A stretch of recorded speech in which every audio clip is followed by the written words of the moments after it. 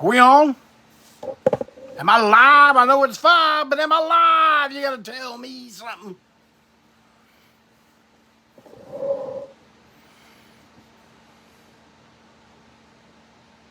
Okay, saw someone pop up. Come on, keep it popping. There's some hearts, there's some thumbs. Get it together. It's 5 o'clock, time to break on through. Oh, man. What a week. What a week. Welcome, everyone. I would take time and individually welcome you all. But as you can see, I'm kind of haphazardly getting ready here. And I got a lot to talk about. Everybody hear me okay?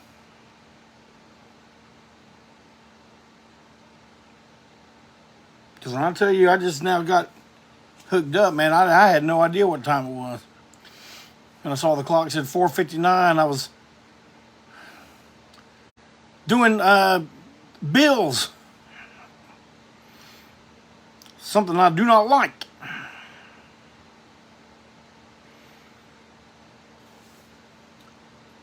Guess what happens when you order something off ANTiSEEN.com for the next little bit? You get one of these. And no, yours will not be printed backwards.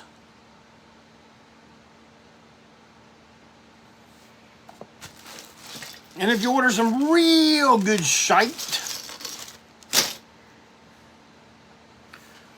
you get one of these thrown in for good measure. Malcolm Tent's got some of those too. All right. Well, I had a good mail day yesterday. I got me a box from the great state of Florida, the state of my birth.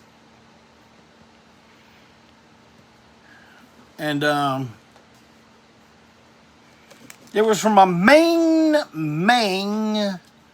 Matt Medicola.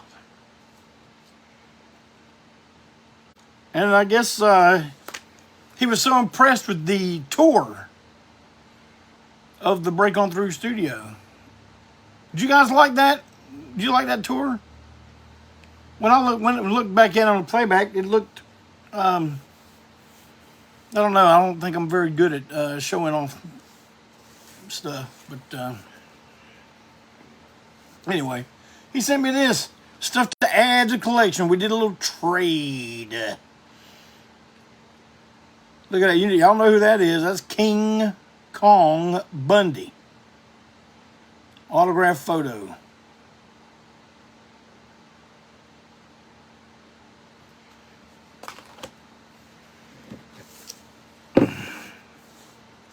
What else?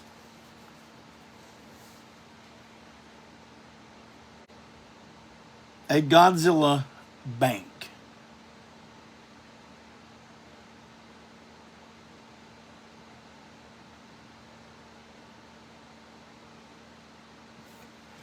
Go ahead.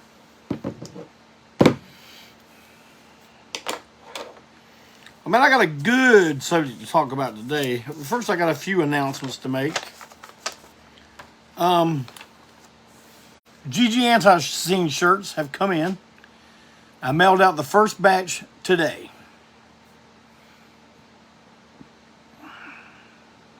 There will be a trip to the post office tomorrow.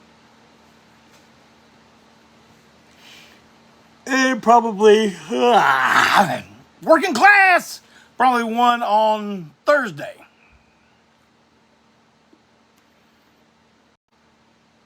What else here?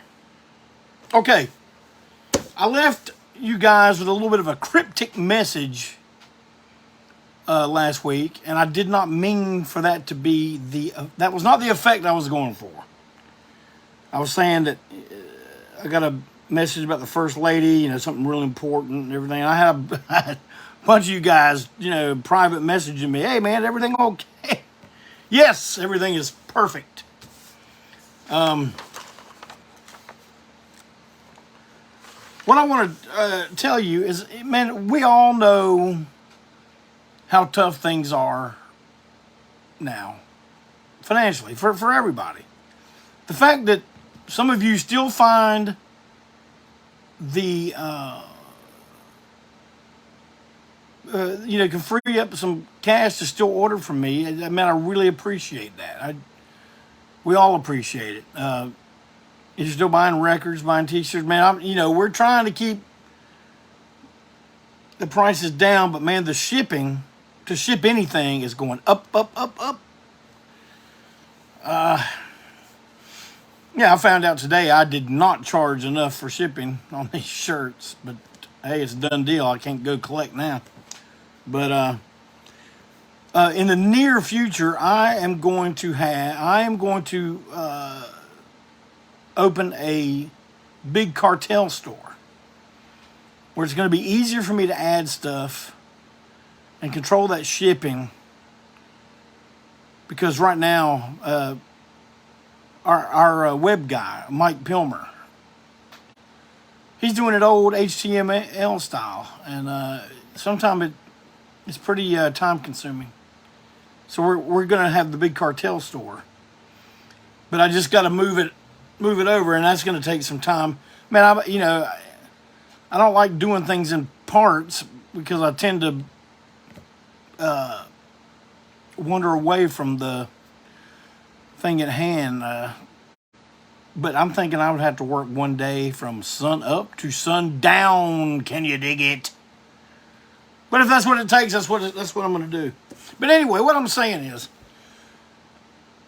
the First Lady, Miss Clayton, she works 40 plus hours a week at her job. And she's finding, her situation here is, she does the food, she's buying her vehicle. She keeps us up in supplements and stuff like that. And you're like, oh, damn, what are you talking about? Supplements for, Jeff Clay? Let me tell you. The announcement I want to make is she is a certified holistic health coach. And you say, well, damn, Jeff Clayton, why are you such a damn unhealthy son of a bitch? I'm not an unhealthy son of a bitch. Man, you ask my doctor. And I don't go to a normal MD at a,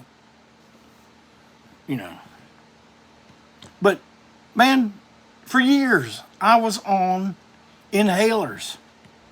I used to keep one on. Man, you ask any of the guys that worked for us on stage, man, I had an inhaler on a damn stool in between Mad Brother Ward's amp and Barry's drums, man. There's a stool right there. There was an inhaler on that thing. And sometimes I really had to use it. But, man, I'm telling you, through her knowledge, with stuff she knows, she got it to where I am now off that stuff. Ambien, used to have to take it. I don't take it anymore.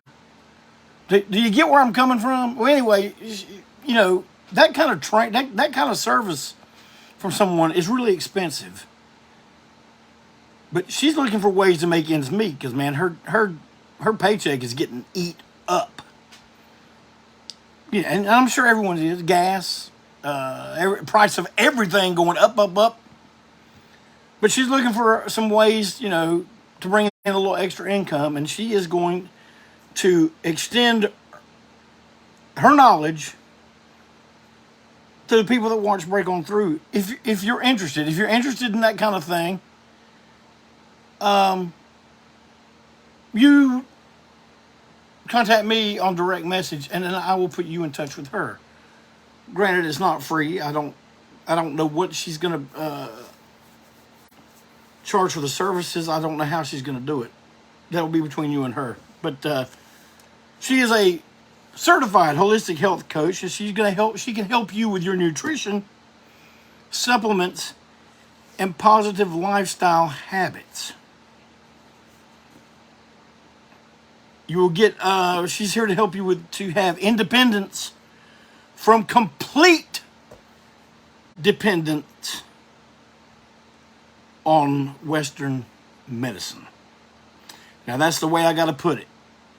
I got to put it like that because, you know, them bots, they'll zap this shit. If I start talking about the almighty one who's stepping down here soon, pew! So, this is not fake news. This is not propaganda. This is true shite, and she can help you if you so desire. So, hit me up!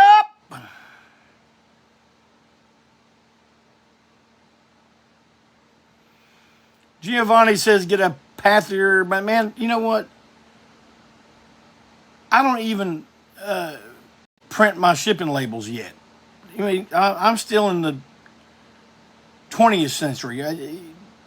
Around here in the Clayton house, it's still kind of like 1982.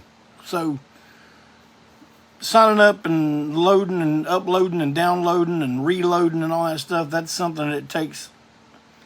I'm not going to call Miss Clayton old folks because she's got it together, but I'm old folks, you know. So, eventually I'll catch up with you guys in the 21st century, perhaps when you guys are already in the 24th century. But anyway, so that is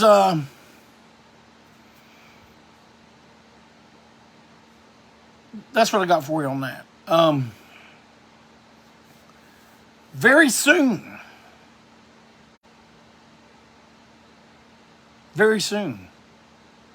the Are You Sure Hank Done It This Way 7-inch will be in hand. I don't want to do a pre-sale on it because, man, as soon as I start doing pre-sales, something happens. So, just to give you an indication, man, we turned in everything for this single back in March. And it is not TKO's fault. Because, man, TKO wants... And they run the pressing plant. But, like anything in life, man, once you let it out of your hands, it's in other people's hands, whom the project does not mean anywhere near as much to them as it does to you.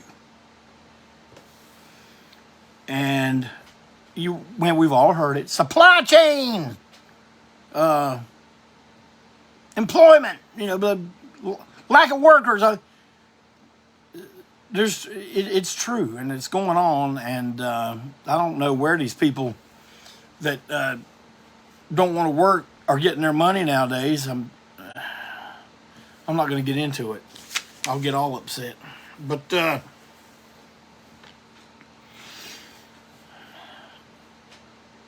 I've been talking to some people about being a guest here on Break On Through. I got one that will be a new guest. I talked to him this weekend. I'm thinking about having him right here on the program. Now, I would go ahead and mention it, but, like I said, if things don't go right, I don't want you to go, damn, Jeff Clayton, you said. But now I'm saying tentatively. And I'll have some returning guests. Some guests that you have all enjoyed. And I enjoy having them too, man. It's a thrill for me to sit and talk to some of these people. To all these people. To sit and talk to all of them. But they're going to come back. Man, I had something planned I was going to talk about. I was going to give some OJC opinions about things, but I decided to lay off, keep it light. I was going to really kind of give a boot party to some attitudes and stuff, but I'll save that. I'll save it for a rainy day. Okay? In the meantime, I'm going to do a top 10, and I think this top 10 will probably take the rest of the time because I'm going to do some explaining to each one. And I've had several folks contact me privately with ideas for, hey man, why don't you do a top 10 of this, that, the other?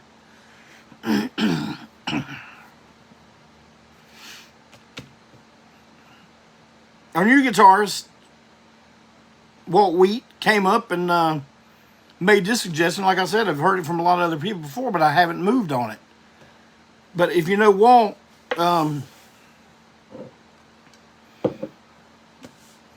he had a high-powered automatic weapon aimed at my head and said, why don't you do this for the top 10? So I was like, yeah, top 10, hell yeah! So, top 10 venues that ANTiSEEN has played over the past 40 years. Now, I'm going to go ahead and give you a little warning on this. There's a ton of places that I could not either remember the name of, the town or city they were in. So, when you get my top 10 list, Dennis Highland says Poland. No. That was not one of my, that wasn't even in my top 1,000. Sorry, people of Poland, man, but that was an experience. I'm glad we did it. I don't think it's going to be done again. Never say never in this business, especially if you're an ANTiSEEN. But these are ones that I remember that really stand out. Now, I did not include theaters, because theaters are usually, and I don't mean like an old movie theater converted. I mean like theaters where they have all kinds of performances. Those are usually all really, really good places to play. And we played an amazing one in Switzerland or Sweden last time we were over there, and it was incredible. But I don't remember the name of it. I don't even remember what damn country it was in.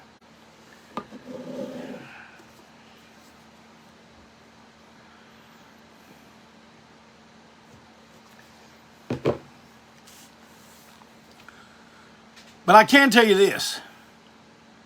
Number 10, Mama Ken's in Boston, Massachusetts. We played there with Fear. Now, one thing I'm going to tell you about clubs is like, and I guarantee you, most people that play in bands will agree with my statement. But man, you can tell when a club is designed or set up by a person that plays music. Now, you know, the club was owned by Aerosmith. Now, I don't think Aerosmith came in there and drew up the plans, but I'm sure people close, I'm sure they had some kind of input. But you could tell it was put together when people who understand the needs, wants, and desires of a touring band.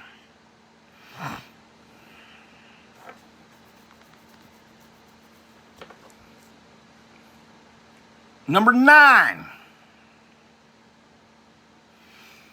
All the way down in the great city of New Orleans, Louisiana.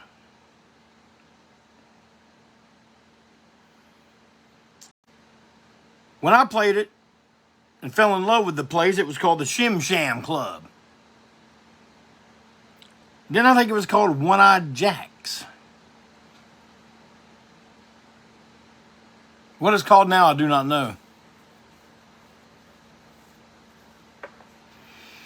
Dave Prino, you just said something right there that was one of the ones I forgot, and I agree with you 100%.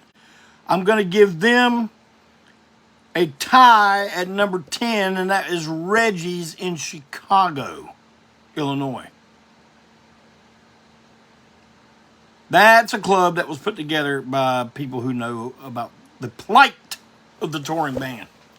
That place is fantastic, and I forgot about it. You're going to be like, damn, just Clayton, one time you said, man, I like playing this. But I'm going by what my memory, okay? So number 10 was a tie between Mama Ken's and Reggie's in Chicago. Number 9, the Shim Sham / One-Eyed Jacks. It was an old converted theater. Now, someone told me it was a burlesque theater back in, I don't know, 60s, 70s, maybe even earlier than that. It was an old building, but I love the setup, multi-level. You could tell it was a theater because the whole floor went like this, and then the lobby out front. It was a great building. Had some great shows there. Played there with the Confederacy of Scum Super Show. I don't remember the year. But we also played there with Zeke, Joe Buck. I love the building. Number 8. And this is an entry that's going to have some honorable mentions. And those honorable mentions, since they come from the great town of Austin, Texas, or should I say, once great town. Man, that used to be our town. That Austin, Texas used to be an ANTiSEEN town, much like Philadelphia, much like just about anywhere in Germany. Austin and a lot of other parts of Texas were ANTiSEEN towns, man. And I cannot talk about this club without mentioning the Cavity Club. I also was a big fan of Red 7. But man, where we had some of the most memorable shows of our career, in the big room and the small room, Emo's Austin.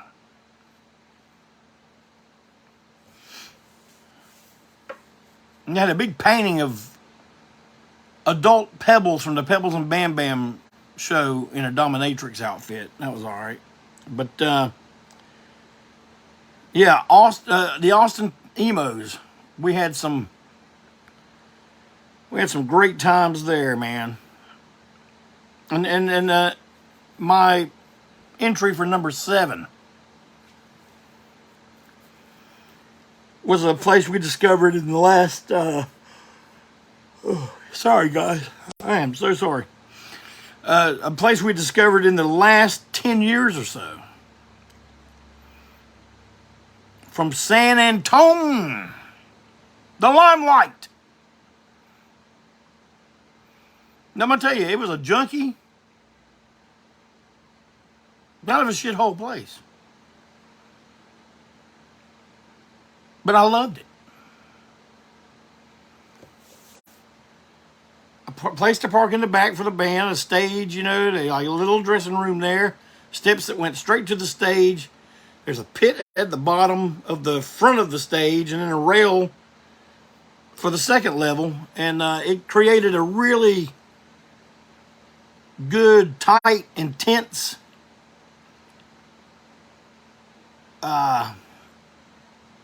atmosphere.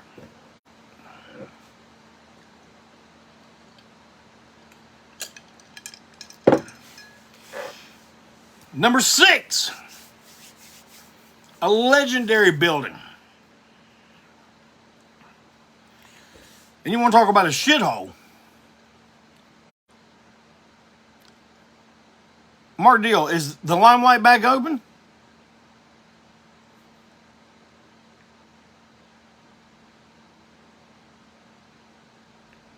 Someone said live stopped. Does that mean me? I mean, y'all got to tell me something. Hearts, thumbs, something. Let me know. Okay, Mark says the Limelight is back open. That's good. That is good. All right. Number 6.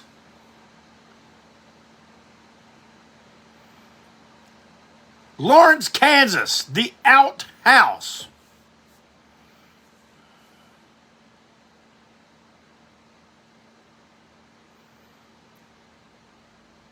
One-level cinder block building in the middle of a cornfield. Now you're like, man, you can. It's like some corn around it. No, and I'm gonna tell you something. It was corn as far as the eye could see. And I'm telling you what, when you're there, you're not thinking, this is going to be one of my favorite places we ever played. You're thinking, when the hell am I going to get out of here? Especially in the summer, when the grasshoppers and the locusts and everything else would just like, it was like one of those 70s Nature Strikes Back movies. But man, us and Cock News, the COS, man, we did some great shows there. Not many, but goddamn, it didn't take many for that place to become one of my favorite places we ever played. It's not that the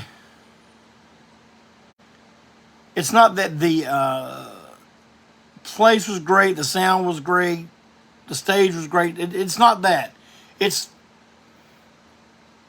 the atmosphere that all of it creates at one time that makes a place great or not so great.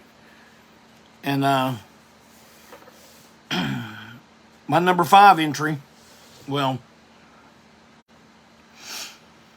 you want to talk about shitholes? I walked in the doorway of this place in 1981. 1 year before I graduated high school. I'm a small town boy from New London, North Carolina.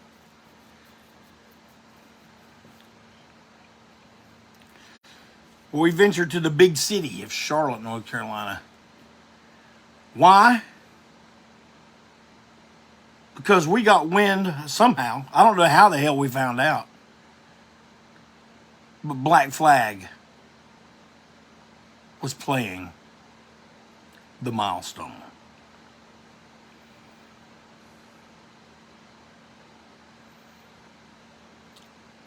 Didn't have no GPS. Didn't have decent maps. A map of Charlotte? What the hell would that have done? We didn't know where we were anyway. But man, we just drove and drove and drove until we asked people, hey man, how do you get to Tuckasegee Road? Well, you know, and we, after enough of that, we finally found, and one guy told us, he says, it's just a block building and you'll see strobe lights in the top floor.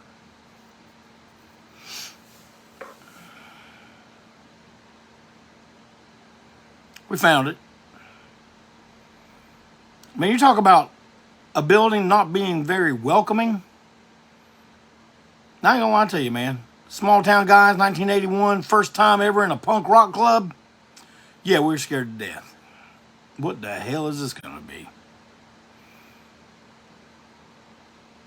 And it's really even hard to describe if you've never been there to see it. As far as I remember, the place always smelled like piss. The bathrooms were terrible, notoriously terrible. At one point, you could even see the ground underneath the crawl space while you're standing there at the toilet. But a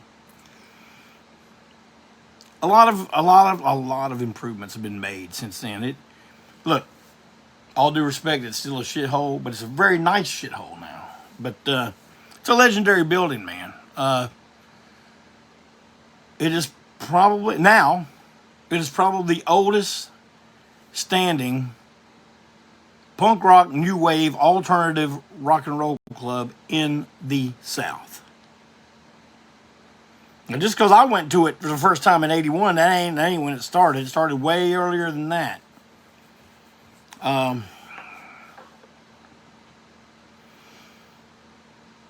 mean, we played there steady for many years. But you know, there was tons of feuds going on between us and the owner at the time, Bill Flowers. So we'd boycott for a year or two, and we'd be kicked out for 6 months, banned from there. There's always something. The longest boycott that Joe and I did was probably around 2 years. And there's only one thing that could bring us back. Well, two things. Had a new owner. And the original 5 members of the Dead Boys were playing there on a snowy, icy night. And that's when Joe and I broke our boycott and went back. Had several owners, some more successful than others. But it's still there. It's still kicking.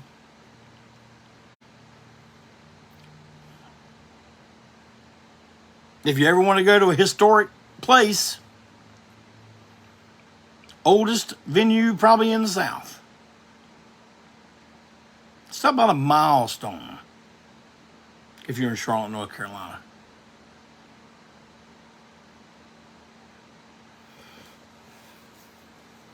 Number 4. And when I name this club, I'm going to make it clear, I'm talking about the latest version of said club. Now, this club went through a lot of changes over its existence. A name change, location changes, changes within the building itself. But the owner finally streamlined it and made it one of the coolest places to play down this way anyway. In Spartanburg, South Carolina, it's called Ground Zero.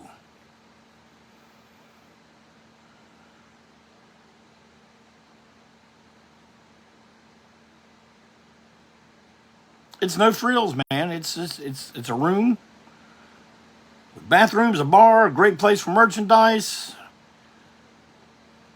big screens. Mick and his brother Jim were always known for playing some of the craziest wild shit on the screens of every formation of Ground Zero, even when it was Zapata's in downtown Spartanburg.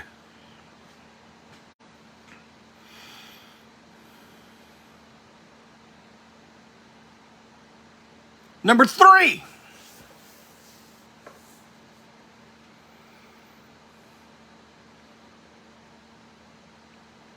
Way over in Kortrijk, Belgium. There's a place called the Pits. We went over real good.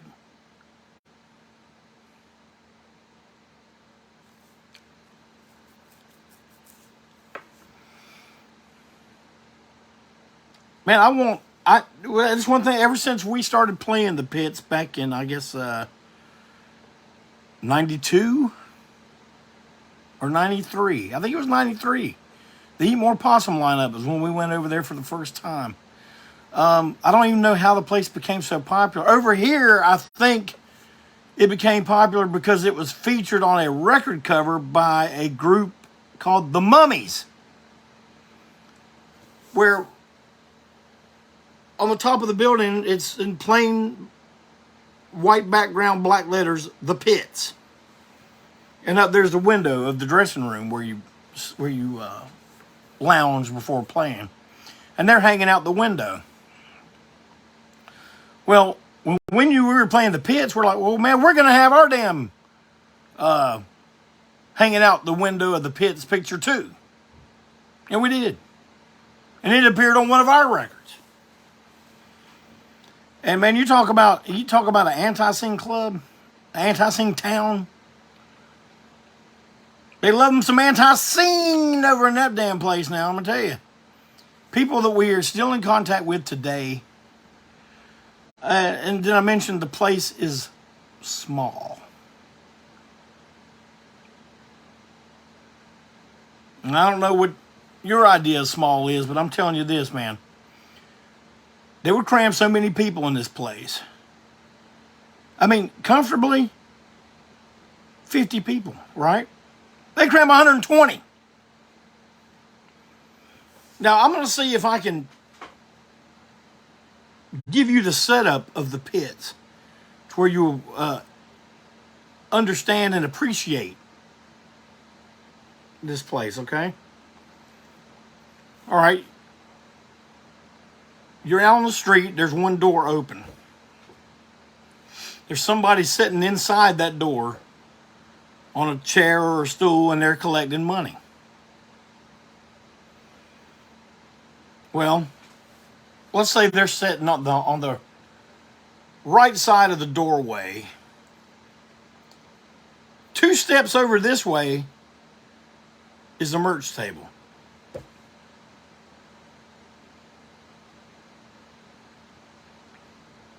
And then once you get behind that merch table, you ain't getting back out. So just better be there for the night.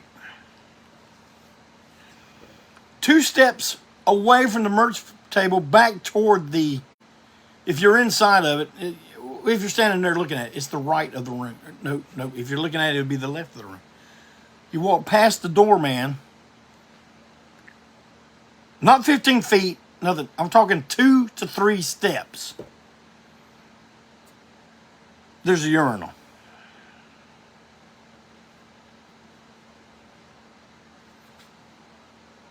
Three steps toward the back of the room. 3 steps. 1.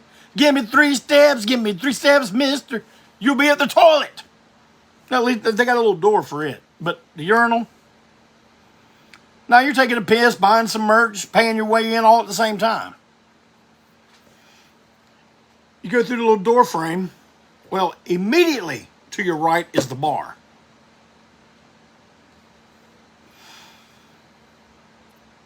There is an opening between the toilet and the urinals where you can climb through to the bar. It's a window.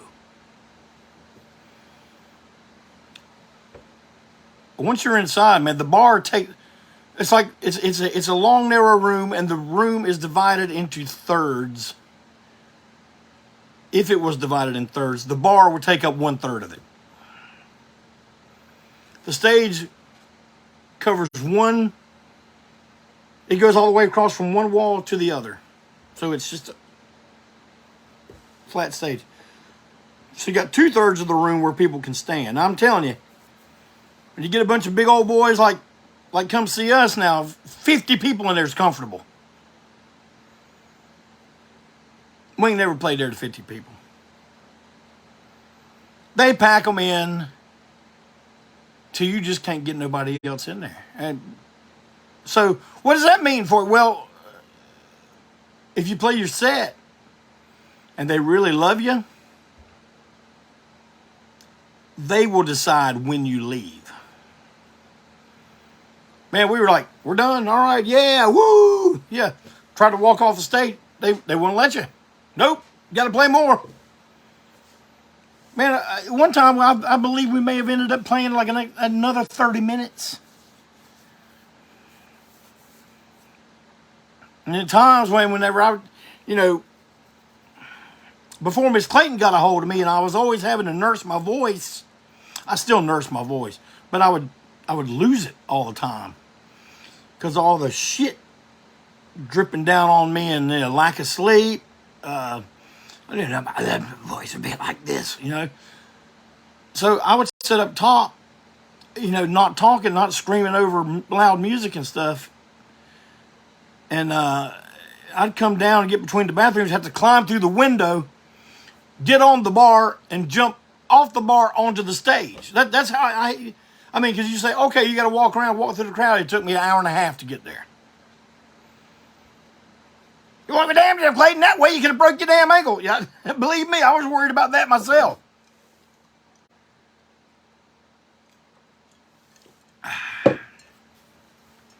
The pits. Whenever we play Europe now, we always say, well, we got to play the pits.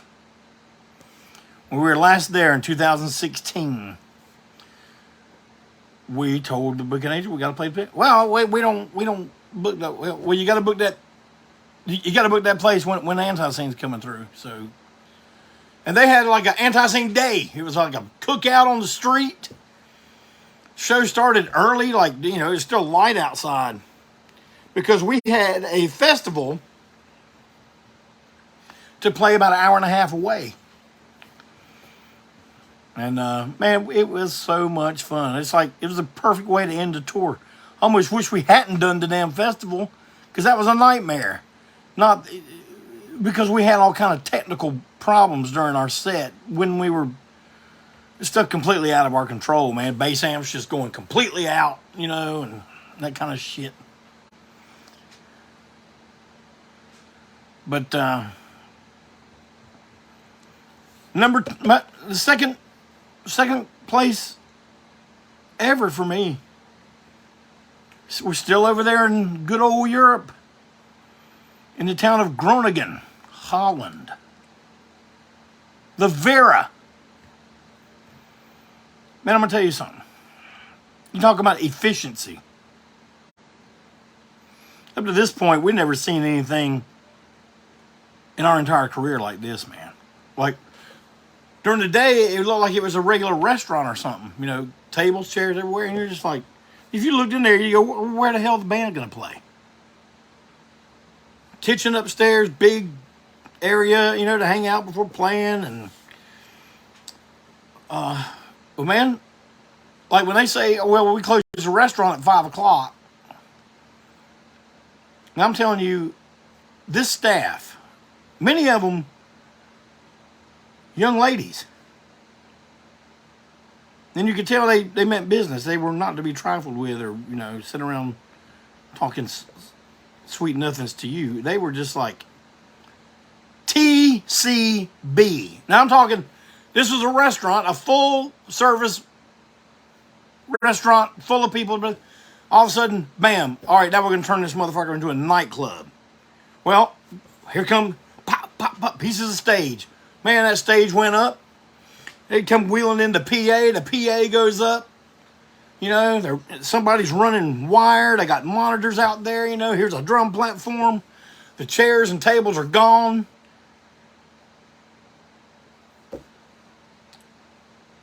And all of a sudden, it's a concert hall. Like in an hour, it's a concert. It's a full functioning, better than you've ever seen anywhere, as good as you've seen anywhere, concert hall. Lights, smoke machines, everything. They're ready to go. All right, sound check. Damn. We used to like, well, we got to convert this place into a nightclub. Okay, well, it's 5 o'clock. We were supposed to come back, what, about 9? 9. We'll be ready for you about 6:15, 6:30. Damn. Great shows there. Tons and tons of bands played there. I guarantee you, any band you can name from the 90s into the early 2000s, maybe even the late 80s, played that place. It was run by a guy named Peter, a really swell guy. It's always really cool to us. I heard he passed away. We heard that when we were over there in 16. I do not have confirmation on that. But if anyone can confirm it, please do. So that leaves us with the number 1 slot.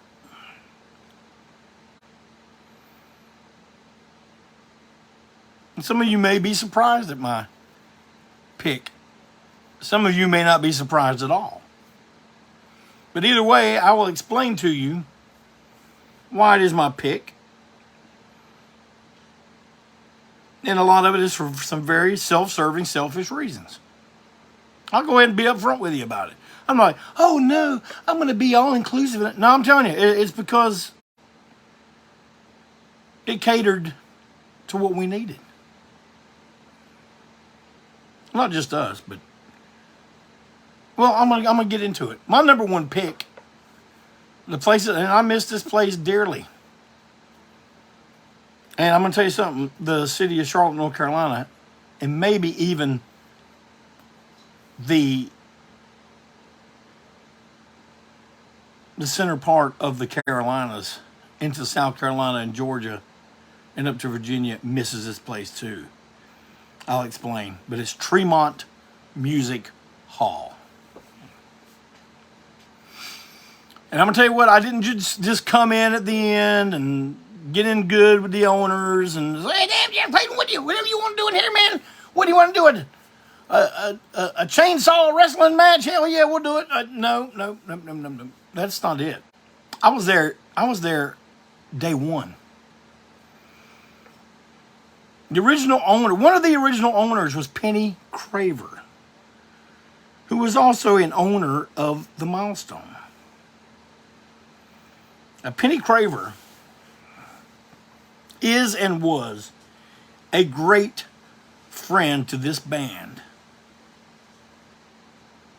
as far back as I can remember. Well, she hired me and some other guy to do some artwork in the building. And man, I used to have this comic book character that I invented a long time ago called King Rat.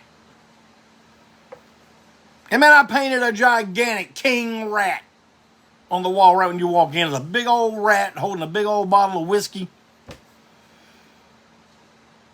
It was a nasty looking rat. Well then, I've told this story before. I'm not going to go too deep into this beginning. I'm going to kind of gloss over it. But the partner didn't like this kind of thing, you know, and they had a big thing about it. But Penny held her ground for me. And there were other, like, Penny got rid of it. Another guy came in and took it over. He got rid of it. Another guy, whom I just spoke to Saturday night, named John Hayes, took it over. And his general manager was also a good friend to me and the band. Her name was Lisa Barr. And man, I'm telling you, when I tell you we kind of had free run of this place. Anything we want, well, let me tell you what happened here, okay? We opened for David Allen Coe there. Henry Rollins' West Memphis 3 thing with him and Keith Morris. We were the opening group. Good gosh, Slaughter and the Dogs. GBH. We had a rock and wrestling show.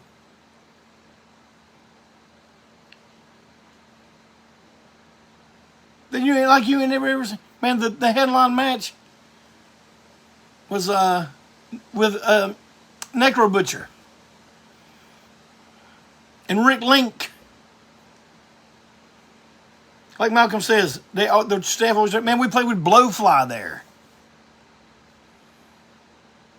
The first time I ever stick my toe in singing with an R&B band, I did it on the stage at Tremont. There was a small room and a big room. Both. Man, we worked those rooms like you wouldn't believe. We had our anniversary shows there. I mean, it was just kind of like, after a while, it just became commonplace. What? Anniversary number 20, 25, 30. But by the time 35 rolled around, they were no more. And I'm tell you what, I miss the place every day. Now, okay, damn, Clayton, it sounds like it's perfect. Was it perfect? No, it wasn't perfect. Man, didn't have no AC in the damn place. And I'm going to tell you, that motherfucker got hot. I'm talking about an oven. But man, what it did was it captured not just the spirit of rock and roll, man, everything. It's like live music. It was the perfect place. It was gritty. It was dirty. Kind of junky sometime. But man, you fill them rooms up, either little room to big room, whatever, man, it was an event. Big event, man. Shows that people that went to and they will remember for the rest of their lives. I didn't go down the list of people I saw there, man. Damn. I mean, I just named the ones that I was involved with. And I went there plenty of times that I wasn't involved. And I worked there off and on for the entire duration of the club's existence. I was security. And I really miss it. And I'm going to tell you, when I talked about how people from around the area miss it, man, I'm telling you, there is no mid-sized hall worth its weight in shit in this town, man. You got all those clear channel places over there, and, you know, man, it's like, yeah, they may be nice, okay? Well, damn, Clayton, you just jealous because Clear Channel ain't got ANTiSEEN playing. No, that's not it. That ain't it. Tons of places don't have us in their halls. But, man, they had everything. Everything went on there. But that mid-size, the reason that there's that you don't have that mid-size hall, man, every single, like, it was like Charlotte became a stop for touring bands again, which it had ceased to be that way for quite some time. Atlanta, Raleigh, or Durham, Chapel Hill, Triangle. Atlanta, big city, college town, back up to Richmond. And you know, the groups like Black Flag, they'd come through, they'd hit, them some bitches played Raleigh, Chapel Hill, Durham, Greensboro, Charlotte, and any other place that had a state. But I'm just telling you, Tremont used to be the midway stop from Atlanta to Richmond. Perfect middle stop right there. And, you know, if your group was big enough, you could still do Charlotte and the Raleigh-Durham area and still have great attendance. But yeah, John Hayes, to everybody on my list that took the plunge, man, to open a club, which to me, I think it would be a nightmare. You ain't got to worry about old JC opening up a nightclub. Ain't gonna happen. End up like nightclub on Petey Wheatstraw, the devil's son-in-law, if I ran it. But hats off to all you folks, man, and all you've ever done. The breaks you've given so many bands, performers. Hell, in some case, wrestlers, man, they used to have wrestling at Tremont. So, hats off and glasses high. To all you club owners, especially the ones that weren't assholes. But, hey, I went over a little bit today, but I told you I had a lot to talk about, and I hope you enjoyed hearing this. I enjoyed talking about it. I know that between now and Tuesday, I'll think of other stuff that I probably should have mentioned and forgot. But hey, I can do another top 10 places would. Well, listen, guys, thanks for coming and hanging out with me for a little bit. Listening to me rabble.